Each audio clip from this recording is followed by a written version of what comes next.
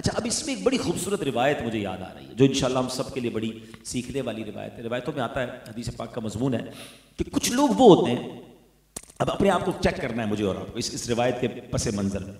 कुछ लोग वो होते हैं जो अल्लाह को राजी करते हैं तो मखलूक उनसे नाराज हो जाती है। अल्लाह को राजी करने वाली जिंदगी गुजारते हैं तो मखलूक उनसे नाराज हो जाती है, मगर एक वक्त होता है कि अल्लाह भी मखलूक भी उनसे अल्लाह उनको राजी कर देता है, यानी मखलूक भी उनसे राजी हो जाती है। अब इस पैराए में देखें तो हमारे सामने ख्वाजा गरीब नवाज हैं और बहुत सारे औलिया किराम और बुजुर्गान दीन को जब उन्होंने काम स्टार्ट किया लोग नाराज हो गए, अल्लाह रसूल की बात की लोग मुखालिफ हो गए, मगर वो अल्लाह को राजी करने वाले काम में लगे रहे। बाद में बंदों को भी अल्लाह ने राजी कर दिया। मुझे बताएं ना, दुनिया का कौन सा कोना है जहां ख्वाजा साहब के चाहने वाले नहीं। हम इंडिया में नहीं रहते, अजमेर में नहीं रहते, मगर यहां आज भी अदब से उनका नाम लेते हैं कि अल्लाह ने उनको कितना बड़ा मकाम दिया। क्यों? वो अल्लाह को राजी करने के लिए आए थे।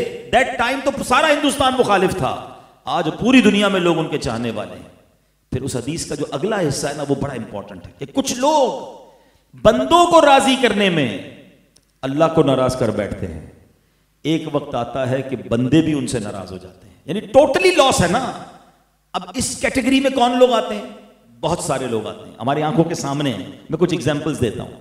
कुछ लोग हराम काम करते हैं, entertainment with the wrong deeds, गाना बजाना नाचना, पता नहीं क्या क्या बेहयाई के काम कर रहे हैं, बड़े फैन बन जाते हैं, लोग उनके आगे पीछे लोगों को राजी कर रहे हैं, अल्लाह को नाराज कर रहे हैं।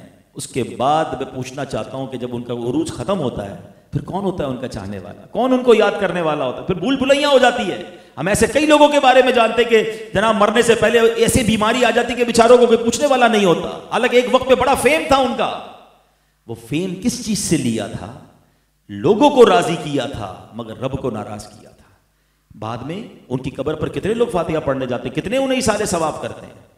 तो अब इसमें हम सब अपने आप को चेक कर लें, कहीं ऐसा तो नहीं, मैं ऐसा कारोबार तो नहीं कर रहा, अपनी फैमिली लाइफ ऐसी तो नहीं गुजार रहा कि लोग राजी हो जाएं। हम बहुत सारे काम करते हैं बच्चों को खुश करने के लिए, बीवी को खुश करने के लिए, रिश्तेदारों को खुश करने के लिए। ये नहीं सोचते ये सब तो राजी हो जाएंगे, मगर इनको राजी करने के चक्कर में अगर रब नाराज हो गया ना तो फिर बर्बादी हो जाएगी। हमारा फोकस क्या होना चाहिए कि मुझसे पहले रब राजी हो। जब रब राजी तो सब राजी।